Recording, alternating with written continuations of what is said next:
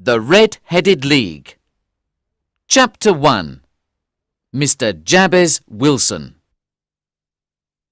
One Saturday morning, I went to visit my friend Sherlock Holmes, but he already had a visitor. His visitor was a large man with a red face, small eyes, and bright red hair. "I see you're busy, Holmes. I'll come back another time," I said.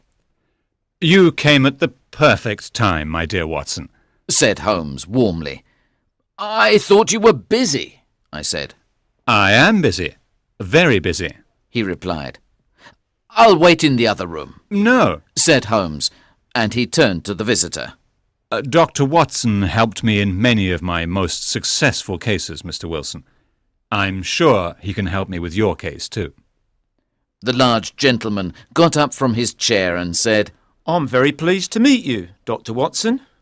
Then we all sat down. "I know you like unusual, difficult cases, Watson, and this case is very unusual.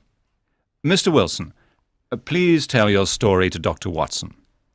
Mr. Wilson took an old, dirty newspaper out of his pocket and began looking at the advertisements in it.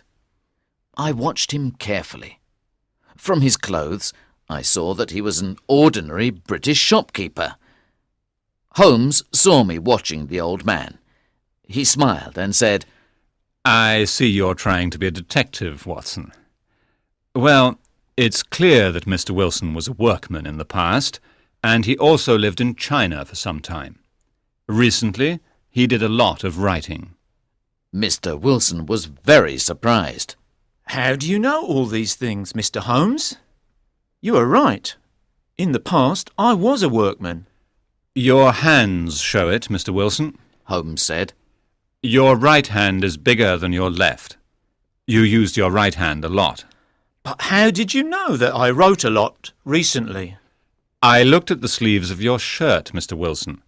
The material of the right sleeve is much thinner. That shows you were writing at a desk." "And how did you know that I lived in China?" "You have a tattoo of a pink fish on your right hand. That tattoo is only done in China. You see, I like studying tattoos. And there is a Chinese coin on your watch chain." Mr. Wilson laughed loudly and said, "At first I thought you were extremely clever, but perhaps it wasn't so difficult after all." Holmes looked at me and said, Sometimes I think that it's better not to explain my methods, dear Watson." He turned to Mr. Wilson and said, "Did you find the advertisement?" "Yes, here it is," he said, pointing to it with his big red finger. It was an advertisement in the Morning Chronicle of 2 months before. The Red-Headed League. Man needed for new job at League. Pay £4 a week. Work office-based. Job only open to people with red hair. Come to Red-Headed League offices, 7 Pope's Court, Fleet Street, London, at 11 o'clock Monday morning. Duncan Ross. "What does it mean?" I said, after reading this strange advertisement twice. Holmes laughed happily. "It's very unusual, Watson, isn't it? And now, Mr. Wilson, please tell us everything about yourself, your home, your work, and this Red-Headed League." "Well, I have a shop below my house at Saxe-Coburg Square in London. It isn't a very big business, and I don't make much money now. I only have one assistant in the shop.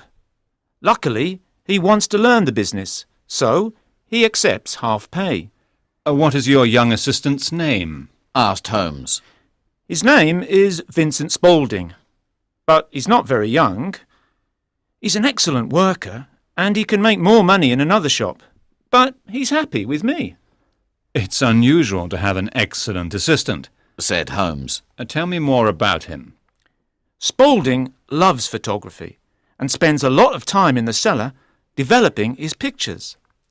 He's sometimes in there for hours. But he's a very good worker. Are there any servants in your home? There's a young girl. She cooks and cleans the house. She, Spaulding and I are the only people in the house. My wife is dead, and I have no children. About 2 months ago, Spaulding came into my office with this newspaper in his hand and said, "I'm sorry my hair isn't red." I asked him why, and he said, "Well, with red hair I can get an easy job and make a lot of money. Look at this advertisement. The Red-Headed League is a club for men with red hair, and it's offering a job to men with red hair. You should apply for the job. You have bright red hair." I asked him, "What's the pay?" He said, £4 a week, and you can easily continue working here. Well, Mr. Holmes, £200 a year is very useful to me, so I asked Spaulding for more information. He showed me the advertisement and said, "I've heard that the club's money came from a rich American, Hezekiah Hopkins. He was a strange man with red hair.